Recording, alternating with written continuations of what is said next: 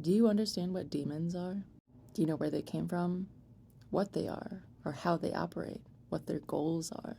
Well, if you don't know, and you'd like to, I'll answer that in this video, to the best of my abilities. One of the issues that I have with the current 66 books of the canon is that it took out all of the text that gives insight into the spiritual realm. Unfortunately, because these texts were removed, the entire Christian church knows that demons exist on a certain level because it's in scripture. And because of Paul, they know that we do not wrestle against flesh and blood. But that's pretty much the extent of it, because the information is just not available unless you go looking for it. So, first off, starting out very basic, demons are not disembodied human spirits of your relatives or anything like that. If you have somebody showing up that's a disembodied spirit that looks like somebody who has died, or is your relative, or you're being visited by somebody that's appearing to be a human figure, they're not human spirits. And if they're pretending to be, it's a pretend, it's a joke, it's a deception. They're trying to get something from you. They are never human spirits, and they will never be human spirits.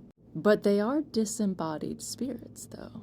I'll have to make more content about this because my last account got banned where I had in-depth information. But quick summary on like the old world religions. Fallen angels came down, mated with women.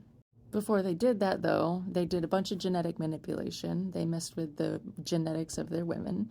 They messed with human and animal hybrids, spiritual animal hybrids, and then human spiritual hybrids. The offspring of these spiritual beings with women created races. The most common is Nephilim, this race of giant beings, ranging in height. This is all before the flood. I don't care what the history books tell you. Civilization before the flood was even more advanced than our civilization is today. The fallen angels brought insane technology to the human race before its time. The angels taught sorcery, witchcraft, war, vanity. But these offspring that were giant couldn't consume enough food to sustain them. So they started turning on the human beings and eating them and their cattle instead. Chaos ensued. The human race was being obliterated by the giants, by the genetic manipulation, by the war. The entire world was filled with death and sin and lust. The blood spilt upon the earth cried out. So Yahuwah flooded the earth, saving Noah and his family, because Noah was righteous before Yahuwah and of pure genetics. Every human spirit comes from Yahuwah, comes from the Most High, and has a place to go after death. The spirits of these spirit-human hybrids, these Nephilim, did not come from the Most High. So there was no place for them to go when they died in the flood, which was the point. Those spirit-human hybrid offspring that died in the flood, they were spiritual and flesh. The flesh died, the spirits had nowhere to go, and now they roam this earth for centuries, for millennia, wanting bodies to inhabit, to act out their fleshly desires that they used to be able to do, but they can no longer. Because here's this thing, everything around us is energy, and our bodies are so special. The Creator designed our bodies with 5 senses to be able to take in the data, the raw energy around us, and translate it in a way that our brains can receive it and understand it and create the reality we live in. Our bodies then take in that energy and convert it. We are an energy conversion system, taking one form of energy and converting it into a usable form. We are given these bodies to interact in this reality, but also to manipulate this reality, to experience things, to feel emotions. Why do you think heavenly eternal beings would abandon their heavenly realm to come mate with women in the first place? It's because this world is beautiful and amazing, and bodies in this life is an incredible experience. So great that eternal beings abandoned that for this life, created offspring, and now their children, these demonic beings, want bodies again. This is where we get demonic possession.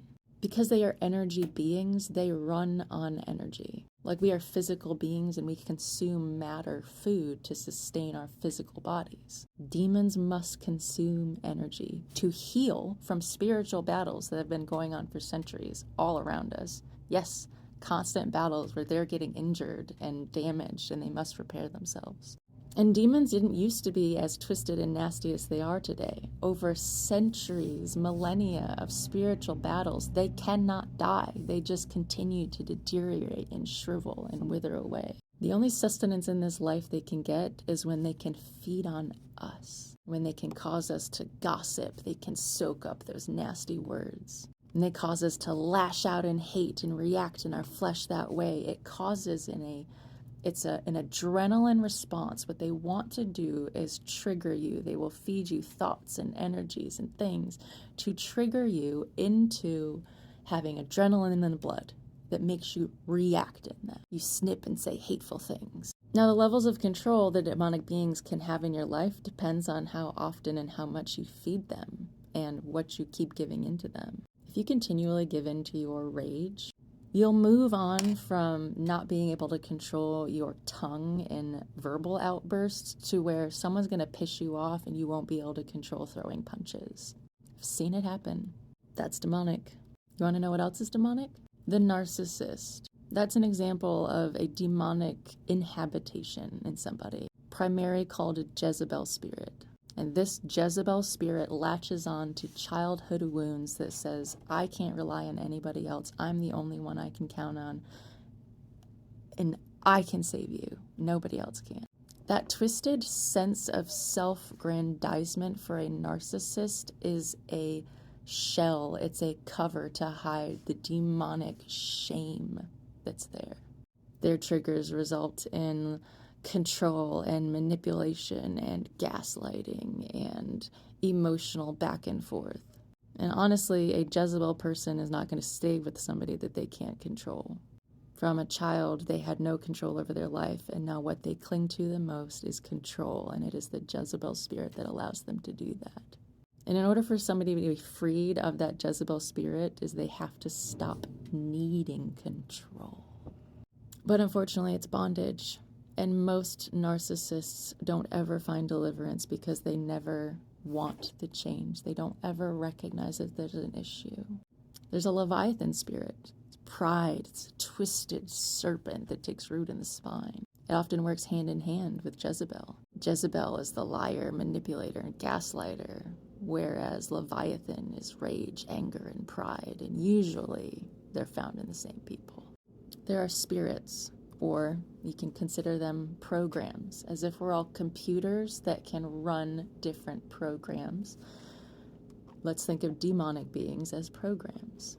If you are continually running a program of lust and you can't get out of it and you just find yourself in the same cycles, even as a believer, it's because it's demonic bondage. It's a program you're running. If you find yourself with addictions that you beat, you get sober, and then you fall back, and then you get sober again, you go back.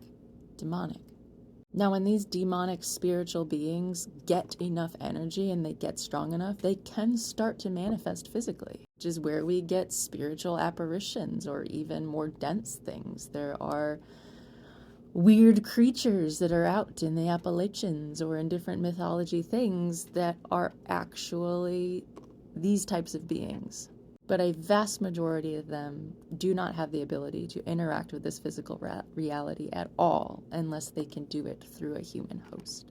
And because they are energy beings, they can latch on to negative thought processes. They can latch on to lies that you tell yourself. They can latch on to unforgiveness and bitterness. They can latch on to sins that you've done and not repented for. The spirit realm works in permissions and legalities, and if a demon has permission to run code in your brain, they're gonna do it. They will stick around as long as you keep feeding them. Because getting you to give into your sin, to give into your flesh, is exactly what makes them stronger. And if you have demons in your life, I promise you they are going to keep you as far from the truth as possible. Christians can absolutely have demons, and many do. It's because that institution was intentionally designed to keep people trapped, not to set them free. And I'm begging you guys to see this before it's too late. Shalom, and I love you all.